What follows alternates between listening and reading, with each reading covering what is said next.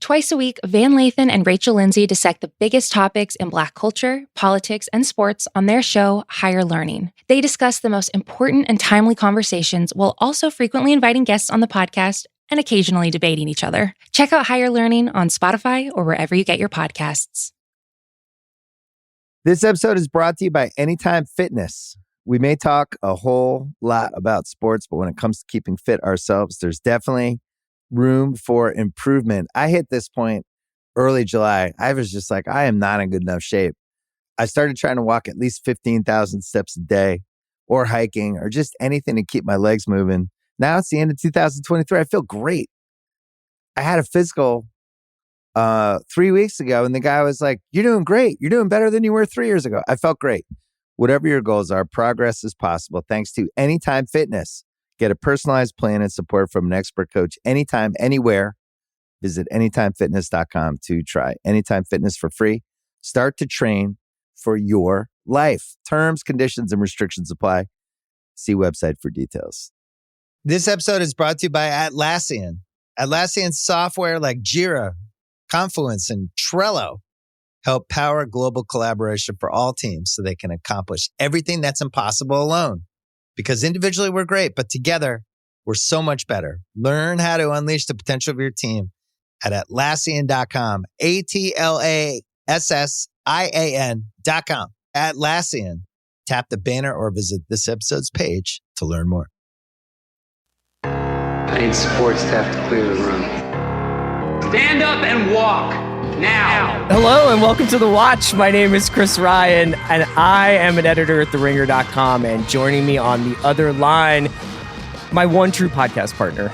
It's Andy Greenwald! Thank you for digging deep for that last. Is this the last one of the year? For us. I mean, like, we're recording it before we will record more episodes, but yes, we block shoot the podcast. That's a little right. Insider talk. I would say to our loyal friends and listeners whom we adore and we are grateful for, I feel like the vibes today are like episode 3 of The North Water. You know what I mean? Like, no spoilers, but the captain might not be here anymore. Yeah, right. There might be some people locked below in the brig. I don't know which of us feels like we've been stuffed into a barrel more, but, you know, I just feel like we're ready for a break. Yeah, this will be the last one of the year. So we have done, we're recording this on Friday, December 17th. But we wanted to do one more pod for the rest of the year. So we asked for some mailbag questions. And as ever, our listeners, they obliged us. Andy, before we get into it, I just wanted to say another wonderful year podcasting with you. I thought this was almost a return to form year for you. I thought 2021. Wow. Yeah. Is this my exit interview? Okay, I'm here for it. Kai, don't you think Andy was good this year? Yeah, I feel like he watched a lot of TV this year. He watched a lot, and I felt like he was mom really, and dad. Yeah, and he had really good takes, and that was so. I was going to say the first question we got here is from Jeremy Abrams, and he wanted to know which one of us is the most maniacal in their preparation for pods, otherwise known as the Jeremy Strong Award. Wow. Well, first of all, thank you for the implicit assumption that we prepare for pods. That is just a testament to, I don't want to say our hard work, but to our years of bluffing professionalism. I think there's no question. I mean, this is an easy one, and I'm only stalling because, the answer is Chris. Chris prepares more. Yeah. I definitely, yeah. I mean, to put it in Succession terms, Chris thinks this is Hamlet, and I think this is a sitcom. Yeah, I think that's fair. I don't have, prep-wise, it's funny. I definitely think that you can chart the deterioration of my mind over the last 5 or 6 years, where there was a time when I used to podcast and I basically would just have whatever was going to happen. It was either off the top or like I would have mental notes that I would remember. It was also different because I think we used to do a podcast that was a little bit more focused on single episodes of television at any given moment. So it's a little bit more difficult when we're doing 2-3 topics, doing just industry talk, just try to get a feel for the town and a feel for the vibes out there. But when it was just like what happened on Homeland last night, more often than not, I could pretty much remember what I wanted to say. And then next thing I knew, we had been talking for 40 minutes. But as I get older, your boy needs to have a couple Post-its up. I wish one of the things that I think makes our show enjoyable, both for us and the listeners, is there's an air of spontaneity.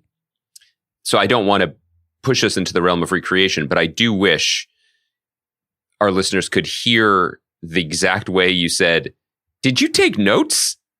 after our first Succession pod. Because you were a little surprised. Now, I think what you said is true, that like, if we are specifically deep diving an episode, as we did this year with Succession, or when we did Top Chef, I scribble stuff down for sure.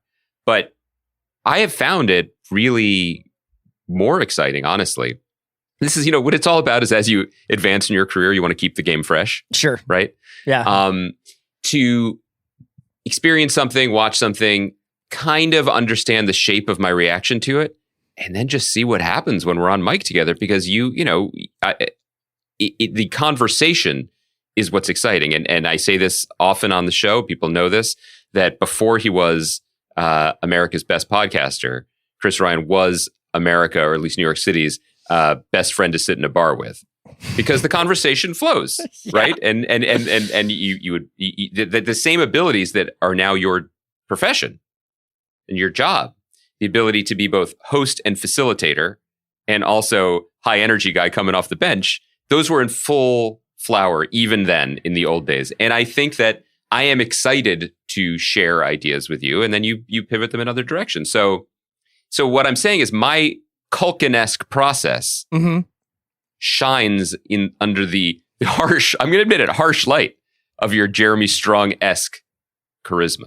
I only wish podcasts were more like New York bars in 2003, because for a variety of reasons, but most of all because they would be like 6 minutes long. Because I would come in and I would be like, "Yo, did you see that last night? Hold on, I'm going to have a cigarette." And then 35 minutes later, it's true. I'd be like, I bumped into somebody out there. Sorry. Yeah, it's funny. I think that all podcasts are basically like a study in foils. So like if I'm with somebody who really prepares a lot, like I always kind of, when we would do Game of Thrones with Mal and Jason, I would pretty much let it rip because they were so prepared. With you, I always know you have incredible takes and opinions, and you're so articulate. But for some reason, I find that I need to at least have the roadmap of where we're going. So it's really funny. It depends on who you're doing it with. With Sean, I just try to find my voice, and then just scream that voice at him. You just try to razz him. I mean, you're Lance Stevenson blowing in his ear, right? That's right. That's what you do on those podcasts. I appreciate the question, though, Jeremy. We don't often talk about the behind the scenes of this podcast, which is probably because it's not very interesting. But Kaya, still. do you keep the audio files of the 5 minutes before we record where we ask each other if we have any opinions about anything and what should we talk about today? That would be damning. Yeah. I keep them all in a folder that I'll release once I'm done working on this podcast. For when? Yeah, it's like it's a dead man switch that if and when you ever leave the podcast, that gets released. I also think, speaking of tones that I've come to really love and treasure, when we finish and we wrap up, and then we've never been asked to do this, but this is just what innate professionals we are. I think Chris and I usually leave 5-6 seconds of dead air before we're like, "Oh, okay, all right, that was a good one." And then Kaya comes on the mic and is like, "Wow, that was pretty good." And there's a set, which is very nice of you, but there's absolutely, you can't fake it. There is a genuine sense of surprise that we somehow pulled off 54 minutes. That's true. Which I like. I think that keeps us on our toes. All right, so I have the next two questions. One's a little bit backward looking and one's a little bit forward looking. The backward looking one, and I figured we had a couple of questions in and around this, and we've obviously talked about it a lot for the last 2 years. But Daniel Berkowitz asked, to what extent do you think the pandemic may have contributed to or accelerated TV dominating the cultural conversation over movies? Or was that war already won? Do you ever see movies taking back the crown? I'm going to take Daniel's question and I'm going to go in a slightly different direction with it. Because I think that sometimes the questions are very much written for the people who are going to answer them. So of course you and I would say yes, TV, where everybody has been stuck at home watching all these shows for 2 years, and now television has become the sort of dominant cultural force. And I do agree with that to some extent, but I think that even in the 2 years that we've been doing this, I have noticed that the conversation around shows has just become so much more compartmentalized, and that we will get interested in a show, or maybe like quote unquote throw our weight behind something if we're really passionate about it. And with very few exceptions, and I think we saw this with Succession, people may be really grateful for it, and they'll be like, oh, cool, I'll listen to these episodes you guys did about this show when I watch it, or once I catch up, or whatever. But it's hard to find something that many people are watching, and you'll probably never find something as popular as Spider-Man No Way Home. Yeah, I think that's right. I think that's a good way to look at it. I think that from some takes that we've used at different times throughout the year, just sort of like to recap it, I think that the answer is no. The pandemic has shifted the pendulum, perhaps completely so, but also the industry shifted itself, because I agree, there is no one television show on the horizon that will ever have as massive a cultural footprint as Spider-Man, the new Spider-Man movie, is having this weekend that we're recording it. Right. That said, Spider-Man movie is kind of TV too, because it's part of a larger ongoing serialized story. Uh-huh. There are inevitably this is no spoilers, we haven't seen it yet. There's definitely a character in it that is going to be on a Disney Plus Marvel show soon, or maybe already has been. There are potential spin-offs from it, so it is connected to that larger way of understanding stories. And I just think that's where we're at. Like, there's something about these things going on forever, or at least for 9 to 10 weeks. So it kind of consumes us, and we can keep talking about it and pushing it forward. And what's next? That mimics the way that we get our news on the Twitter feed, right? Or like, it's the endless scroll. I don't want to say that's how we want things, but that's how appetites have shifted. And I think the idea of everything coming to a stop to appreciate a closed circuit of a brilliantly made film. And then, I'm picturing, like the erudite academics wearing patches on their sleeves from like a 1983 Woody Allen movie, then like talking about it at Cafe Luxembourg on the Upper West Side until the Oscars happen. Sure. That more genteel era of that's what it means for a movie to matter has shifted. Because I also think, as the last part of that, in the framing of the question, will movies reclaim the crown? Well, what was the crown then? Mm-hmm. Like, when movies were a big deal, certainly when we were kids, but 20 years ago, they weren't the end all be all of adult life. And I don't even mean that to sound pejorative. I just mean that, like, when we were kids, Star Wars and Karate Kid or whatever, like we Back to the Future, we talked about it. We thought hoverboards were real. We played games, but like we saw it in the movie theater, maybe a couple times, and then it went away. And then maybe we could rent it in 6 months to a year. Yeah. And then that would be it. It's fundamentally different, because the work of a successful film, culturally dominating film, wasn't to dominate all aspects of human life for 1 to 9 weeks. It's just, there were other things to do, or at least in my memory, there was just things where you just didn't do things. Right. What did we do? Well, I mean, I just think sat in our rooms. I think that because of these last 2 years, if you really want to know what like dominated the conversation, it's not necessarily a piece of content or a medium like film or television. I think it's probably a lot of people listening to this podcast would probably say their phones, and whatever that meant, whether it was Instagram or whether it was scrolling through Twitter and kind of getting involved in whatever subgenre of social media they wanted to be a part of, or TikTok or whatever.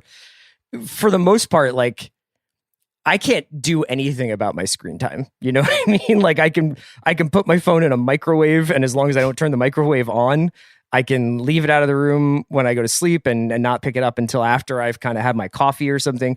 But more or less, something happens almost every day that makes me deeply engaged with my phone, to the point of really feeling terrible about my life. But that Shout is out like, to Young Fan, the great New Yorker writer who posted on Instagram recently how she, while trying to microwave a midnight snack of kanji at 3 a.m. with writer's block, realized 6 seconds in that she had kept the kanji in her hand and put her iPhone in the microwave. And then went to the Apple store and they just didn't believe her because no one had ever actually done that. Let me tell you, it's highly believable. It's incredible. Yeah, I think that what you're saying is a really good point, because even when a movie has, I think, met the threshold or the criteria to be considered dominating, in a way, in a non-Marvel movie, like let's look back to Jordan Peele's movie Get Out, right? Which was a hugely important film. But before it was that, it was a hugely entertaining film, and it was a deeply, deeply popular film in the coolest way, in that it was so exciting that people were talking about it and you had to go see it, and then you could talk about it, and then you kept talking about it. But what kept it afloat at a certain point ceased being going to see the movie. It was, I got to understand these memes. And then I got to understand the reaction to the memes and to the reactions to the movie. And it fed a different type of conversation that filtered in from cultural conversation into political conversation and news. And it felt deeply connected to all the different, back then we didn't subscribe to Substacks, did we? No. All the way back then, but all the different cultural channels or just channels that we are following in our life. It's phone driven. And you can watch TV shows on your phone and also talk about them. Do you ever watch TV shows on your phone? No. I only watch Christopher Nolan films on my phone because I'm a deeply petty person. So on a slightly more like upbeat note, because I feel like whenever we talk about the last 2 years or about like the technological and cultural shifts, it sounds a little bit doomsplaining. But Rory Langdon asked, do you have any predictions about what shows will hold the belt throughout 2022? And we haven't really talked about the belt that much. I think obviously Succession had it. Which is weird because all the other recurring bits we've introduced over the last 10 years in this podcast, so good, we bang them out. We hit them. Remember who won the week? That was a good one. Yeah. Do you remember Structure? Just like having it. I don't mean the store, which I also remember from the 90s. So Rory asks, and then this is a place where we can talk a little bit about 2022. And, I alluded to this, I think, when did we talk about this? Maybe Station 11. I can't remember what conversation we were having, but we were talking about West Side Story the other day. And I was talking about this list of 2022 shows that I had been sort of studying, and about how blatantly obvious, like there was just like 45 movies among these shows that would have been movies in 2005, or 2010 even. And some of these shows are returning. Some of these shows are new. Some of these shows have the baked in legacy of being part of like a larger universe. But I kind of identified, 1, 2, 3, 7 here that I think might be pretty significant. It's Atlanta, which is returning with season 3, set in, I think, broadly speaking, Europe, right? Maybe mostly England.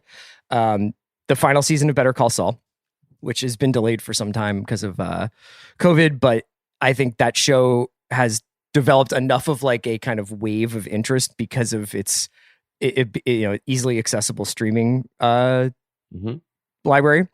House of the Dragon, which is the Game of Thrones prequel. Lord of the Rings, obviously.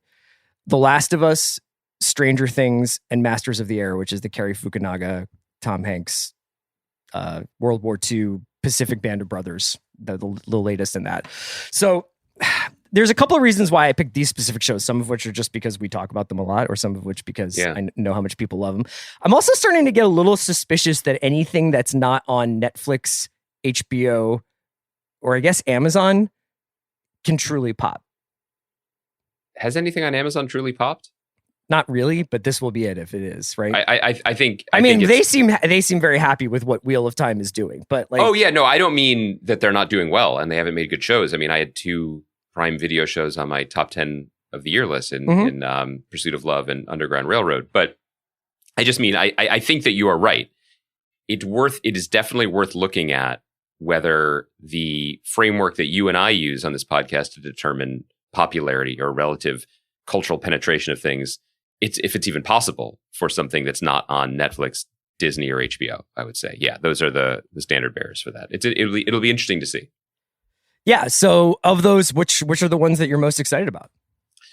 Well, I'll as is my wont, I will answer that question, that relatively innocuous, straightforward question, in two ways. One, in the spirit of the original listener question, like which of these will have the belt in terms of like which show will kind of own the moment and own the conversation, not just on our show, our podcast. I have to look to Better Call Saul, and maybe that's the old head in me that still just wants one last hit of that 2012 magic. But this is the last season of that show. Yeah.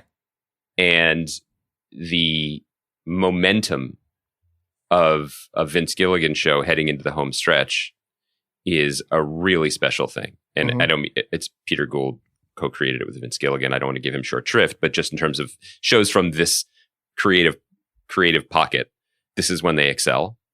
And this is when you, at least historically, really see the returns on all those years of people catching up not linearly that you were referring to, of binging it and on Netflix and watching it at their own pace. But for the final season, because people have FOMO, they might just find their cable subscriptions again to get into it. And it's really exciting. You know, I will talk about it when the show comes up, but I'm excited about the show because I love it and it's so much fun to watch and all that. But I'd be lying if I didn't say there was just a piece of that old here we go magic. Like I'm really into it becoming definitive in that way, and people watching it and getting hyped and amped up and surprised. Like that's going to be a lot of fun. In terms of which of these that I'm most looking forward to. And by the way, I noticed that you didn't include any of the other Disney stuff. Like there's like no Obi-Wan and stuff like that. Yeah, Marvel show or a Star Wars show that I got to tell you something. Let me throw a little bit of a Cholula at you here. Spicy, but it's palatable. Can they ever top what happened in Mandalorian season 2 in terms of like a zeitgeist? Disappointing me? No. Yes, they can. A zeitgeist capturing moment like that. I know, fool me once. I'm sure that if Obi-Wan Kenobi fights Anakin Skywalker or Darth Vader or whatever, like people will freak out. But like earmuffs anybody who hasn't watched Mandalorian season 2. They brought that dude back as a young man and he whipped ass. And that was like for a day or however long, people were just like, this is the coolest thing I've ever seen in my life. What an amazing show. I'm so happy that I like that Star Wars exists. Do you think that they can do that again with like, I mean, I'm not saying these shows wouldn't be good. I just mean like in terms of their cultural dominance. Yes, I think so. I think that it's slightly unique because the character that you're referring to that was brought back is the character. It's the character, right? Yeah, and so that was a huge, huge deal. But I also think you can't divorce the impact of that moment from the 2 years of, frankly, delightful momentum that The Mandalorian had. You know, the second season just appeared like a year after the first season. There were no COVID breaks that we saw. The first season surprised everyone. It was really good. And the second season surprised everyone more because it was better. So I feel like that was a really nice capper of that, you know, the more innocent era of Star Wars on TV where we were like, oh, maybe it's going to be good. And maybe it'll continue to be good. But I feel like that was as pure as Baby Yoda himself. Right. To your other point, I think it was an instructive lesson that we haven't fully seen how it's going to play out for all of these major Disney properties, and maybe, you know, for the Lord of the Rings, all these legacy IP properties, which is, you want to use the opportunities of the TV show and the creative community you now have access to try some new stuff. You know, not on your list is Oscar Isaac and Ethan Hawke in Moon Knight, and like maybe that's going to be awesome. Yeah, or maybe it's not. Yeah, but we don't know. But there's opportunity to try new things. But what they also know, and this is Disney. Like this is core. This is like engraved in an old redwood bark next to where Walt's frozen head is in Bob Iger's office that he claims he's retiring from. But there's a secret passage behind the bookshelf, and he just has another office behind there. Which is, you know, you own this shit, and people love it. Did you see Bob Iger do the weather the other day? Yeah, what a king. Yeah, he was just like, it's 63 in the Southland. And it's always sunny wherever I am. What I mean is, if the Marvel Cinematic Universe on TV ever starts to flounder, like Tom Holland will emerge wearing the Spider-Man costume, doing his umbrella dance from that lip sync show. You know what I mean? Like they can pull in the biggest guns. And just this past week, I hope you still have your earmuffs on. I won't spoil it, but on Hawkeye, I'm sorry, extremely minor character in the scheme of things, not in the scheme of like Marvel comics over the decades, a major character, a major villain, but a character that I refuse to believe is as fiercely beloved and discussed as like the Screen Rant SEO headlines would lead us to believe, returned. And I'm only bringing this up because at least the coverage of it, which may or may not be representative of how people feel, but it often can be, was absolutely apeshit. Yeah. And I was like, you were serious about that? Like for that? You're doing it for that? So imagine what it would be like. My point is, it doesn't have to be Luke. My point is that these shows have that card to pull. And I just feel like this is where we're at, where it's just like jaw-dropping. Admiral Akbar returns from exile in the Book of Boba Fett, Book 5, and he's fucking ready to cook some calamari. Yeah. And people will be like, oh, shit. And he's like, it wasn't a trap. Yeah, he's just like, trap this. I just feel like people, and this is legitimate. People are excited about being excited. And, if it's scored correctly and they keep it, they do the dummy script pages and the wrong things leak right before you cut to credits, if just someone you kind of recognize is there, people will be like, oh, it's that guy I kind of remember. In a less cynical way, I'll put it in this way. It's hard. So I think you think about House of the Dragon, which I'm very excited for. That's not coming into a world that doesn't really know what Game of Thrones on TV is like, or doesn't know what Game of Thrones on TV can deliver in terms of scope, in terms of shocks, in terms of characters, whatever. That's a more complicated and difficult task then, because it doesn't have the element of surprise to it. Like no matter how different these shows are from one another, Hawkeye's much different than WandaVision. Like I think that there is an expectation that it somehow lives up to the highest of highs of the franchise that it's a part of. Now, House of the Dragon, will it take 9 episodes before they drop something crazy? Will it take 3 years before you see something mind-blowing that you've never seen on TV before? I don't know. Maybe they'll just try to make a completely different show.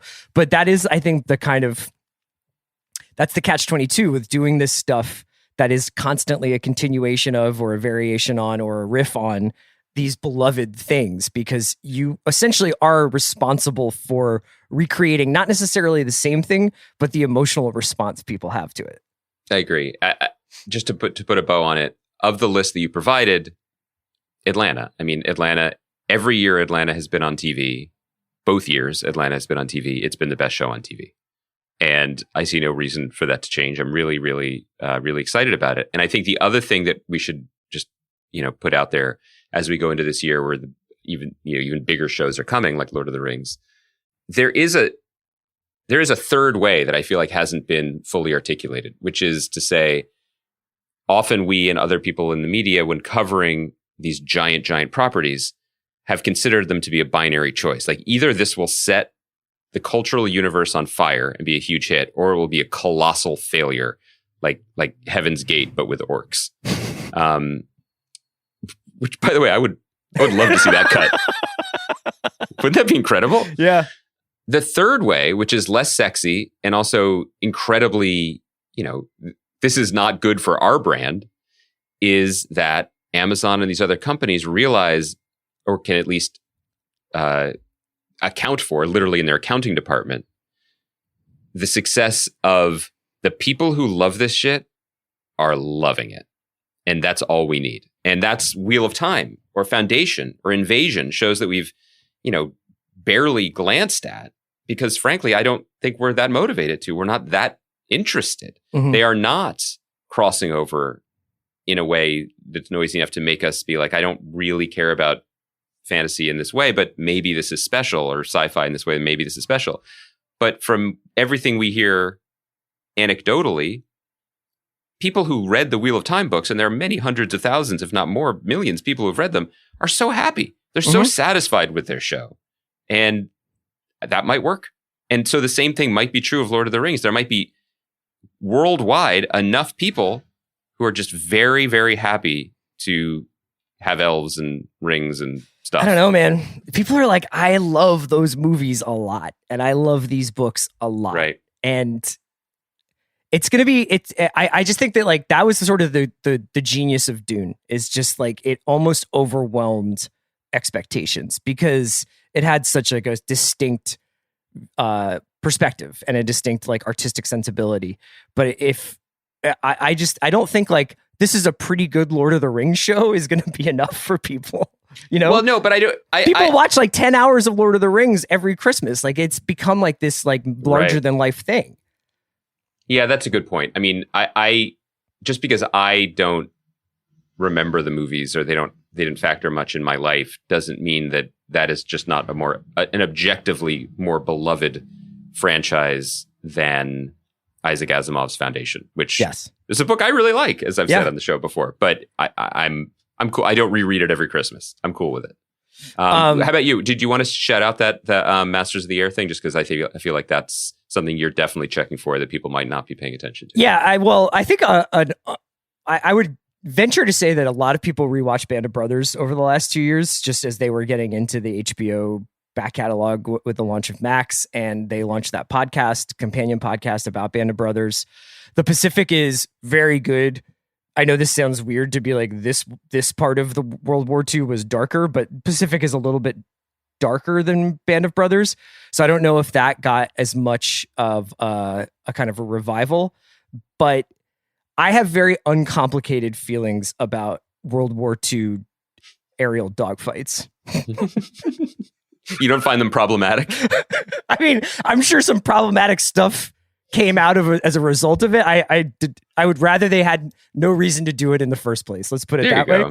But I am on record as being like, it would have been fine with me if Christopher Nolan was like, for the rest of my life, I'm just going to make a movie of World War II. There's something, this is an underrated thing about you. There's something almost beautifully The Colonel and Boogie Nights about you when it comes to, A, I mean, you love lollipops, but B, your feelings about like super, super basic dad shit, like World War II fighting or who killed JFK. Like you just love what you love. You know what I mean? Like you are absolutely ready for that. Yeah. You are, when it comes to those topics, Chris, you are DTF, down to fulminate. But you know what I mean? Like there is a couple of things that we share in common where if it was just like, if the Bureau was 24 seasons, you'd probably be like, yeah, it doesn't matter. I'd be thrilled. Yeah. So yes, I'm very excited for Master of the Air, and I don't know if Fukunaga directed all of them or not. But seeing him return to like long form filmmaking in this way is really exciting. This episode is brought to you by Mint Mobile. New Year's resolutions are fun the first couple of weeks. Then you kind of maybe conveniently forget about them halfway through January. No shame. It happens to us all. But this year I have a foolproof plan, at least when it comes to saving money. Just switch to Mint Mobile and you're done. Goal accomplished, because for a limited time, their wireless plans are $15 a month when you buy a 3-month plan. The great thing about Mint Mobile is there's no jaw-dropping monthly bills or unexpected overages, and all plans come with unlimited talk and text. Get this new customer offer today at mintmobile.com/watch. Additional taxes, fees, and restrictions apply. See Mint Mobile for details. This episode is brought to you by State Farm. You might say all kinds of stuff when things go wrong, but these are the words you really need to remember. Like a good neighbor, State Farm is there. They've got options to fit your unique insurance needs, meaning you can talk to your agent to choose the coverage you need, have coverage options to protect the things you value most, file a claim right on the State Farm mobile app, and even reach a real person when you need to talk to someone. Like a good neighbor, State Farm is there. you don't have to buy custom window treatments in person because Blinds.com invented a better way. Blinds.com is 100% online. There's no showroom markups or waiting hours for quotes from pushy salespeople. A Blinds.com designer helped me pick the perfect style for free. And Blinds.com shipped free samples right to my door. You can DIY or book a pro like I did with just one click. Best of all, everything's covered with the Blinds.com 100% satisfaction guarantee. Shop Blinds.com for up to 45% off. Rules and restrictions may apply. This episode is brought to you by the new true crime docuseries American Nightmare, only on Netflix. In 2015, the Vallejo, California Police Department received a strange phone call about a kidnapping. But when the truth is stranger than fiction, you won't know who to trust or what is real. A fast-paced true crime thriller with cliffhangers at every turn. Watch American Nightmare now, only on Netflix. Andy, this one's I'm going to throw more towards you. What were your favorite albums of the year? This is from a user named First Class Vibe Merchant on Twitter. Which I believe, and I have to give that person credit, which is ultimately crediting me because I think I said that on this podcast about someone. Yeah, as a showrunner. So I thank you. What were your favorite albums of the year, and what was the best dish each of you ate this year? Thank you for a wonderful year of pods. Oh my God. Well, okay. I think that we're recording this just a day after an unrelated podcast that probably ran 2 weeks ago in your world, in Earth Prime. But I was basically saying like this was the year where I kind of gave up the ghost about albums. Like I don't think I could make a top 10 album list. I made a top 50 song playlist that means a lot to me. But albums that I love this year, probably the most listened to, loved debut album is by a band called Ducks Limited, Ducks Ltd. They made a phenomenal album called Modern Fiction. This is just like hits every button and nerve ending of pleasure for me because you could just tell that we love the same bands like the Go-Betweens and Felt and Jangle Pop, Britpop. It's just a great under listened to record. An over listened to record that I loved is Polo G. This record Hall of Fame. I got real into that record this year. It is just hit after hit after hit in a very old fashioned way. I love it. It is a great, sad emo trap rap record from Chicago. And then I talked about this the other day on the show as well. Your most dad thing is your love of aerial dogfighting in an uncomplicated way. My most just guys getting after it over the English Channel. My most on brand dad thing this year is that the improvisational jazz legend Pharoah Sanders teamed up with a British producer called Floating Points and the fucking London Symphony Orchestra and made a record called Promises. And every track is just movement 1 through movement 9. And it's so good. And it's not like you could grab movement 7 where Pharoah Sanders puts down the horn and is just like bibbity-bobbitying into the mic. Well, the dudes play the same chords in the background. You can't just throw that on your Spotify TL and be like, this was the other good song of the year. Sorry, Charlie XCX. Sorry, Guap Dad 4000. But man, I loved listening to it. It really set me. But otherwise, it's just like a lot of stuff like Churches or Japanese Breakfast, people we've had on the podcast who'd made records that I really love. But the best representation of the year for me was the playlist. Because this is like the Sharon Van Etten, Angel Olsen song. Incredible song. That's a great song. It was just free floating song that meant a lot to me this year. The idea of like it being 2021 music has kind of evaporated. There were bands that I like found this year that I really liked, like Doglegs and Turnstile and stuff like that. But I haven't really like, I hardly am like, oh, this album came out in September, and I will say that this is my favorite. As far as the dishes goes, it's funny. 2021 started with me nearly burning my house down trying to make a pan sauce for a pork chop, but I really enjoyed cooking. In retrospect, we should have known. Yeah, I really enjoyed cooking with my wife Phoebe this year. Even if I wouldn't say we were like winning any Michelin stars, but I really had fun eating at home with her and cooking in the kitchen and kind of dividing up duties and making the best of what we've got. So while I have definitely returned with force to the restaurant industry, like yes, much like a Kool-Aid man, like just being like table for all of us. Yeah, but Chris, in your defense, the scientific study that showed that the only times in restaurants you could get COVID is when you are walking from the entrance to your table. Like that was really helpful in making me feel more comfortable once I sat down. I'm like the Station 11 guy, just like until I get to my table. The best meal I had in a restaurant this year was probably Girl and the Goat, which is a restaurant in downtown Los Angeles. Top Chef alum, Stephanie Izard's restaurant. She moved out here. And that they have some pork there that really needs to be tasted to be believed. God damn, I don't have an answer for you. I try to, share like all the great spots here in LA, especially like the less like sit downy ones, like the more humble places like the Great Mini Kebab or whatever. I like to put those up on Instagram just because I love supporting these businesses that are incredible because there's so much good food here. But I don't have a single dish of the year. I don't have like a iPhone app going. Personally, I did some great work with Saikyo Miso this year. My favorite light miso. Like I really worked that into literally everything in a way that I'm very proud of. But I don't. You know what the thing about me, Chris? What? Well, in many ways, I'm like improvisational jazz legend Pharoah Sanders. But the way that I'm like him the most, I think, is that for me, it's just about being present. When it comes, especially with food, like I am there. I'm communing with it. I'm preparing it. I'm nourishing my family, and then I move on. And somewhere in the background, the London Symphony Orchestra is scoring the whole thing. Kaya, did you have a favorite meal of the year? Well, I too returned to the restaurant industry with force this year. We follow you on Instagram.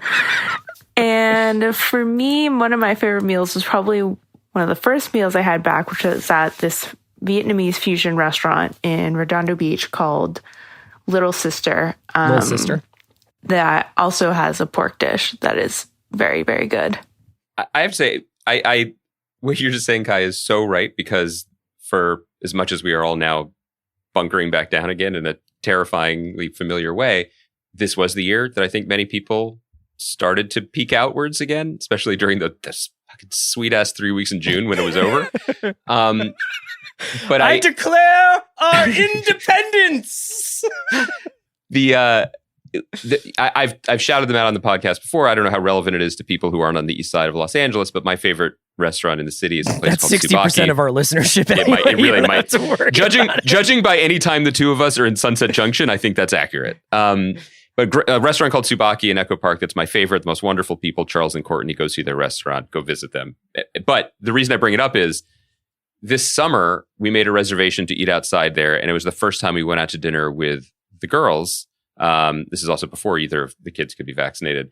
And my older daughter was like, you know the part when Neo is like, why are my eyes like this? And Morpheus is like, you've never used them before? Yeah. This was my child with food. Because in restaurants, the food is better because they use salt, and butter. And so she was almost weeping, and she was like, this is so good. This is the best meal I've ever had. And then she quietly turned to us and said, thank you for ordering so well. I was like, it was a beautiful moment. And then 2 weeks later, she's just like nose buried in, volume 8 of a fantasy series that I don't understand, but I find out later is mostly about wizards killing each other. So, yeah. Andy, the next question is from Carl Forbin. And this is a tough one, but I think I have an answer on my end. What day were you most excited to get on the pod? Or what topic were you most excited to discuss with each other? So I think if we keep it to this year rather than all time, was GameStop this year when we had Mickey and Conrad from Industry on? Wow. If it was like January, because we had them on to talk about Industry, I believe, in December. Yeah. And then I think there it goes. So not to say that we peaked early, but I do think that was probably the most excited I've been to talk to two people because that was the perfect marriage of creative people that we're really in awe of in Conrad K and Mickey Downline, and they do Industry, and that's such a huge show for us. But to have them come on and kind of blithely explain the GameStop stock situation, and I still don't understand it, but I just was like, we really are here on the front lines reporting. So I think, trying to remember back, like it's pretty exciting days when we have a big guest. Like there's a little pep in our step.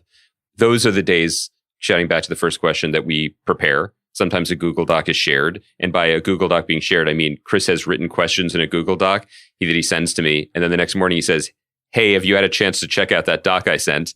And then an hour after that, I say, oh, cool, let me see if I can download it. And then maybe I ask how to do Google Docs. And then I put 2 questions in it. So that's basically how it works. But those are fun days. And then the first question is, this is more of a statement than a question. Yeah, and I'll take my answer off air. I can't believe we had Ethan Hawke on the podcast this year. Yeah, Ethan Hawke and Kate Winslet were just pretty incredible experiences. And that was just a couple months apart. That was like February and April. And that was that incredible marriage of like people we are fascinated with, we are fans of. We can't believe we got the chance to talk to them. And then they turned out to be A+ guests also. Mm-hmm. That was really fun. Barry Jenkins was amazing because we just worship his artistry. And then it was incredible to have the opportunity to talk to him about that. But I'll also say that the best times for me are when we are both genuinely just excited about something. Like it is why we do this, not just podcasting, but why we wanted to review records 20 years ago and or whatever other creative pursuits we've had over the years. It's mainly to be able to share exhilaration and enthusiasm. And so, Succession coming back was significant, but recency bias. But like just the other day when we were like, we fucking love Station 11 and we're just going to clear out an hour to do the first 3 episodes, like old school style. That was awesome. I can't wait. I hope you meet my enthusiasm when I introduce the top 10 aerial battles of 1943 pod that I'm going to be doing.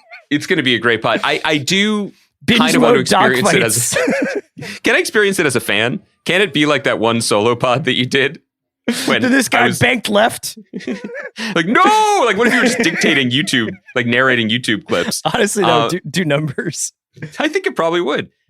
Andy, let's do 2 more before we let everybody go have a healthy and happy holiday.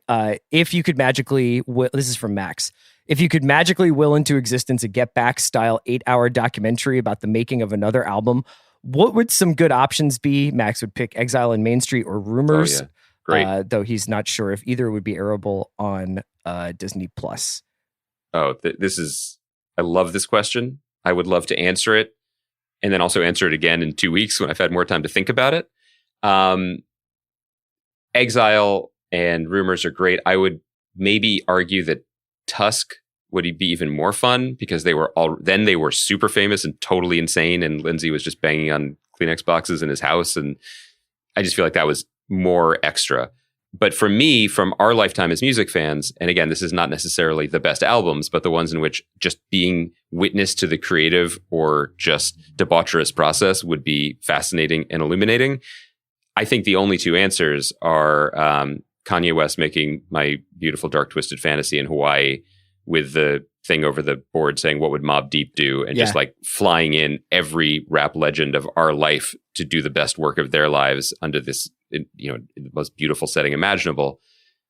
2 would be Oasis recording Be Here Now. I was going to say 97. Because that album is still generally unlistenable. It's just like, Siri, what does cocaine sound like?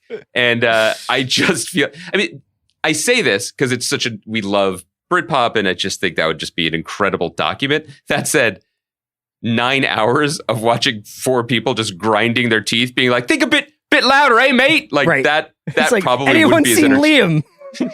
Yeah. I just don't, that in thinking about it, it would probably have been more fun to be making the record than to be watching people make the record. Right. I would probably go with, this isn't as dramatic, but I would just be so curious to see the process is Illmatic, just because Nas was this ascendant prodigal talent and he was being shepherded by 5 or 6 of the best producers that have ever lived. And the kind of like awareness that there is something very special happening. That's been talked about a lot, but if there was ever 8 hours of them making like Represent or Halftime, I would be pretty excited about that. I also think, and this isn't specific to this, but I feel like because she's such a completist, this probably exists. I don't know what it would even mean for it ever to come to light. But in the superstar economy of pop music now, I'm specifically thinking of someone like Taylor Swift, they are constantly trying stuff, getting together with people, writing with people, doing co-writes, seeing if something sparks. And, you know, especially with someone like Taylor Swift, when it works, she finds these like lifelong soul brother connections in Jack Antonoff or Aaron Dessner. But all the dozens that didn't quite click for various reasons. You know what I mean? Like I'm very fascinated in it's almost old fashioned, but everything old is new again. The kind of the big business of pop songwriting, where you end up with someone like Caroline Polachek, who great singer songwriter, just has a Charlie XCX song. Pitchfork just named her new song Best Song of the Year. But the first time I heard that name wasn't from the band she was in, which I think was Chairlift. It's that she wrote a song on Beyonce's record like 10 years ago. Yeah. How does that happen? Right. That's so interesting to me. And then they have their own career. And what is that? What are those interactions like when someone is the person just being like, would you consider this? That's the behind the scenes stuff that's interesting to me. We're of course giving total short shrift to any like rock band of the last 30 to 40 years who had a get back-ish time, you know, like let's get everyone back. I mean, that's I think the there's this Exile thing version, where it's I like guess. there's a lot of, you know, what was it? Meeting people is easy was that the time after OK Computer? Or there's a lot of documentation of bands from the last 20 years because it's become a lot more, you know, accessible to just constantly kind of digitally archive every moment that happens. Whereas with Get Back, you're like, well, I don't understand. They just rolled to camera on this like nonstop. This is amazing. So I think it's a little bit like, where would the cameras not have been is the question, right? I think that's a great point. I also think that anything with the Beatles as real people is going to be just inordinately interesting to a large portion of planet Earth. But the sort of the special sauce that makes Get Back interesting to everyone is, I know that song. I love that song. My parents know that song. My kids know that song. The camera was rolling in the moment when that song went from not existing to existing. Yeah. What does that look like? It's like rolling tape in the Garden of Eden. Like, that's incredible. And I don't know how much of that will be shared again because to your point, the cameras are always rolling. And so people are behaving as if they're always rolling, and they control whether it is ever shared or not. This is the last question from James M. Which 2021 TV show, film, or miscellaneous piece of media would you compel each other to consume by executing a best friend entertainment mandate, knowing that they would not otherwise seek it out? Oh, everyone knows my answer. Yeah. What is it? If I can force you to watch cartoons, bro. Like, I'm such an evangelist for Bluey, the best show on television that people don't watch unless they have children. I implore people to check it out just to feel alive and also to understand just how something so humble, episodes are 7 minutes long, it's about Australian dogs, manages to be the most emotionally compelling and beautiful show I've ever seen, and also the most directly influenced by Monty Python. It's a marvel. And I don't see it happening for you, Chris. I don't see it happening for you unless I really push on the dogfighting angle, which is more popular with you than I realize if used in a different context. It's going to be something for me. It's going to be something from the Taylor Sheridan universe. You did try Mayor of Kingstown, which I appreciate, but I can't in good conscience tell you to watch Yellowstone this season yet. Maybe if it gets better at the end, but it's a little bit of a tough hang this season. So okay. I'll give it some thought. I mean, the stuff that I like that you haven't seen yet, I'm sure, you know, like, it's like, you'd like Motherland. You'd like, you know, well, I think you'd Mass, like Narcos if you watched it all, you know? But you were making a pretty compelling case for Midnight Mass to me. I don't think you could rock with that, honestly. Ultimately, you said after an episode or two you thought I could. I just think it's just too tough with the horror stuff for you. Yeah. Yeah, it would be really hard. But look how sweet that is. Like, he's looking out for me. That's right. Let's wrap it up there. It's been another wonderful year of podcasting with you, Andy. It's been so great to hear from people in so many different ways about listening to us. I'm so glad you guys have been here with us through the whole thing. And we can't wait to bring more fun pods to you next year. We'll be back early January. We'll be doing more Station 11 stuff. And then it really starts to pick up. I mean, there's no rest. So the TV shows click in really in mid-January and they don't stop. Do you know what slipped off our radar? What? It's our 10-year anniversary. Oh, yeah. I forgot about that. In January. Well, maybe we could do something to celebrate. 10 years. 10 years. Shout out to David Jacoby for putting us together in the first place. The thing is, I don't know what we'll do because I would never ask anyone to listen back. I don't think they can. Like, they can't find the old stuff, right? Let's hope not. No, this has been this. We said that. I think I said this at the end of 2020, but it's no less true in this year. This podcast is a fucking beacon for me. I love being able to do it. I love being able to do it with you. I'm so grateful to our listeners and to Kaya. Thank you for being. We couldn't do the show without Kaya. The most important point on the triangle that is this show. Is that black box with Kaya McMullen written across it? Good humor, good cheer, great producing, and just thank you for always being there for us. And thanks to our listeners. So we'll talk to you next year. Everybody have a great new year and stay safe. Happy New Year, Baranskis. Let's have a better one. Maybe.